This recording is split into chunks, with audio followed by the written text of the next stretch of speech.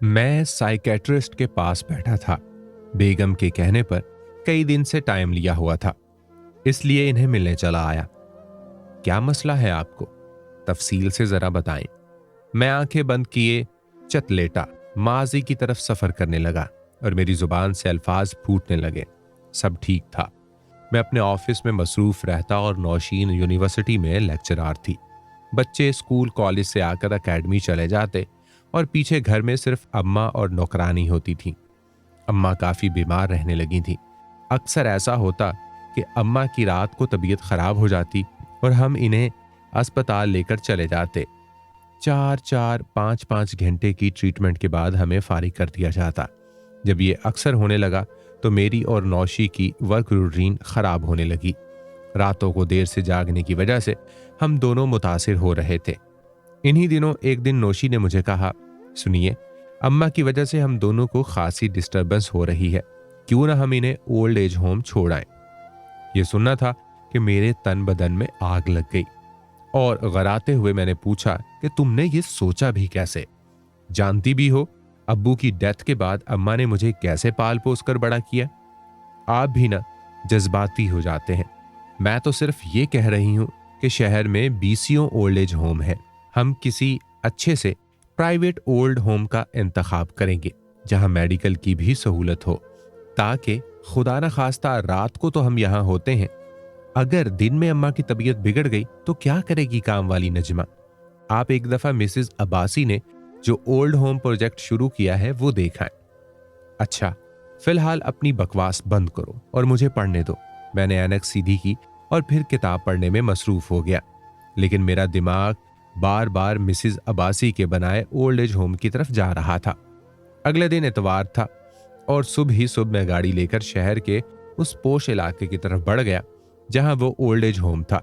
गाड़ी पार्क करके मैं उस शानदार और पुरशिकवा बंगले की तर्ज पर बनी इस इमारत में दाखिल हो गया जहां मेरा इस्तकबाल पौधों को पानी देती मिसेस अब्बासी ने खुद किया। उस दिन मैंने वो सारी इमारत घूम फिर कर देखी जहां मेरे जहन के मुताबिक वाकई बूढ़े लोगों के लिए जन्नत तामीर की गई थी। साफ सुथरा माहौल, बड़ा सा सरसब्ज लॉन, पुरशिकवा डिस्पेंसरी जहां पर हर वक्त एक डॉक्टर तैनात रहता था और ओल्ड एज होम की अपनी 2 एम्बुलेंसेस के अलावा वहां जिंदगी की हर सहूलत फराहम की गई थी। मिसेस अब्बासी से फीस वगैरह पूछी तो 14 तबक रोशन हो गए, लेकिन अम्मा के आराम के लिए मुझे वो मुनासिब लगे। अब सिर्फ अम्मा से पूछना बाकी रह गया था। रात को अम्मा के कमरे में दाखिल हुआ तो देखा वो बैठी बड़े बड़े लफ्जों वाला कुरान पढ़ रही थी। मैं कमरे में दाखिल हुआ तो उन्होंने सर उठाकर ऊपर देखा और मुस्कुराई।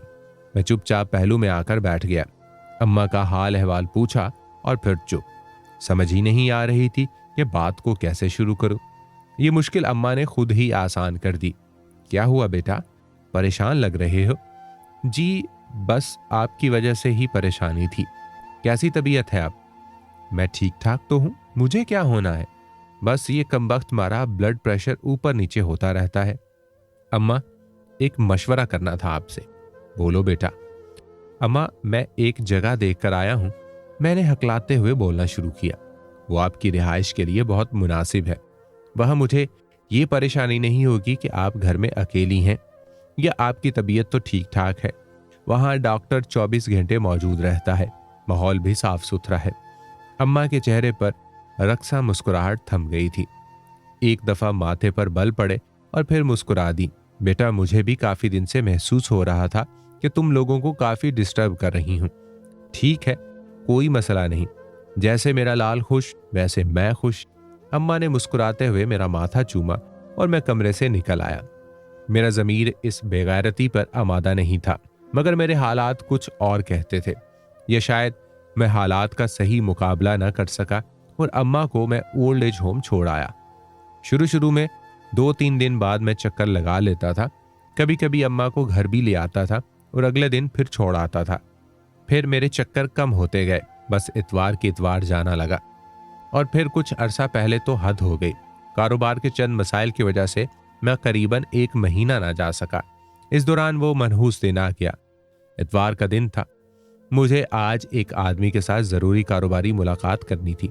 नाश्ता किया और गाड़ी में आ बैठा। अभी सेल्फ लगाया ही था कि 18 साल अयान भी दरवाजा खोलकर साथ बैठ गया। डैड, आपको पता है मैं गाड़ी चलाना मुकम्मल सीख गया हूं। अच्छा, वाह, शाबाश, मेरा बेटा बड़ा हो गया। डैड, आप हमेशा हमें स्कूल छोड़कर आते हैं, आज मैं आपको छोड़कर आऊंगा।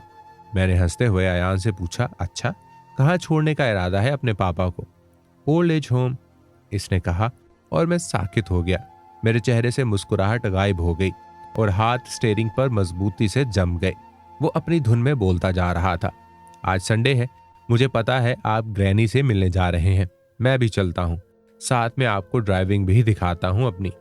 मगर मैं बस अयान के पहले जुमले पे ही साकित हो चुका था। इसके मासूम जुमले में मेरा मुस्तकबिल छुपा था, मेरी वो फसल जो मुझे काटनी ही थी। बचपन में पड़ी कहानियां और वाकयात की तरह मुझे भी इसी सलूक का शिकार होना था। मेरी आंखों से आंसू उबल उबल कर आ रहे थे और मैं अपनी माँ से अपने इस घटिया सलूक से सख्त शर्मिंदा था। अयान को बिला वजह डांटकर मैंने गाड़ी से निकाला और तेजी से गाड़ी चलाता हुआ अम्मा को लेने ओल्ड एज होम जाने लगा। ओल्ड एज होम पहुंचा तो दूसरी बिजली गिरी के कुछ देर कबल ही अम्मा हार्ट अटैक से फौत हो चुकी थी और मेरी माफी और तौबा के सारे दरवाजे बंद हो गए।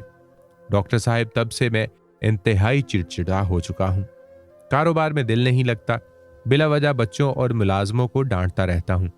अक्सर छुट्टी वाला दिन सारा दिन कब्रिस्तान में अम्मा के सरहाने बैठकर इनसे माफी मांगता रहता हूं। न घर में दिलचस्पी रही, न कारोबार में। आप बताएं कि क्या इस बेसकूनी, बेआरामी और इस जमीर का कोई इलाज है? जो जागा भी है तो बेफैज। काफी देर तक मैं चुप रहा, लेकिन डॉक्टर की आवाज ना आई। आंखें खोली, उठकर डॉक्टर को देखा तो वो सर नीचे किए बैठा रो रहा था।